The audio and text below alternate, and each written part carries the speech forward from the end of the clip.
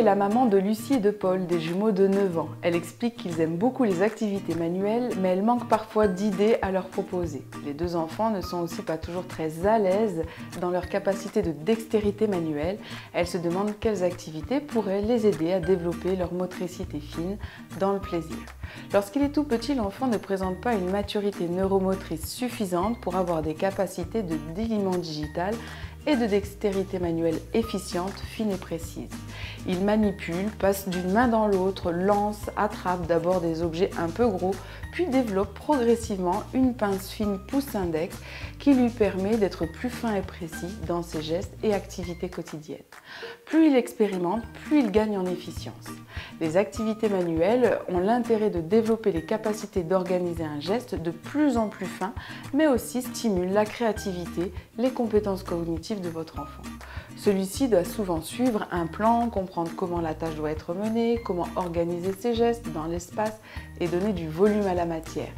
Il développe ses capacités d'analyse et d'observation ainsi que sa patience. Je vous donne mes astuces pour faire varier les activités à réaliser en famille.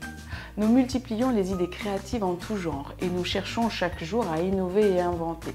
Dans cette recherche d'innovation, de grands classiques réapparaissent, remis au goût du jour.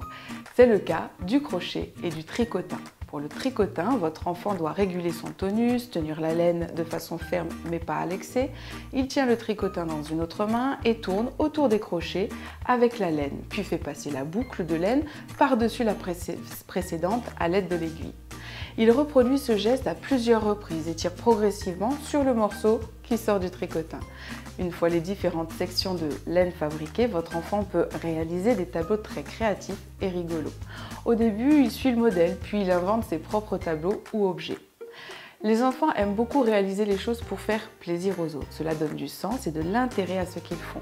Il est donc possible d'envisager de faire une création pour un anniversaire, une fête ou tout simplement pour le plaisir d'offrir. Lorsqu'ils sont à l'aise avec cette activité, vous pouvez passer au crochet. Cette activité requiert encore plus de patience et de dextérité manuelle. Votre enfant mémorise un certain nombre de points et en apprend les symboles. Il monte une première chaînette de mailles sur un anneau magique par exemple, puis fait des augmentations de mailles progressives. La première fois, votre présence lui sera très précieuse. Vous allez ensemble lire la notice pour comprendre les étapes de fabrication et les organiser. Progressivement, il peut répéter ces étapes par lui-même. Une fois la chaînette montée, vous suivez le modèle et enchaînez les différentes mailles afin de créer les différentes pièces du porte-clés par exemple. Réaliser ces créations est un peu complexe et rendra votre enfant très fier de sa réalisation et de recommencer. Les activités lui sembleront de moins en moins difficiles car il comprendra de plus en plus comment organiser ses gestes, réguler son tonus et automatisera certains mouvements qui deviendront de plus en plus fluides.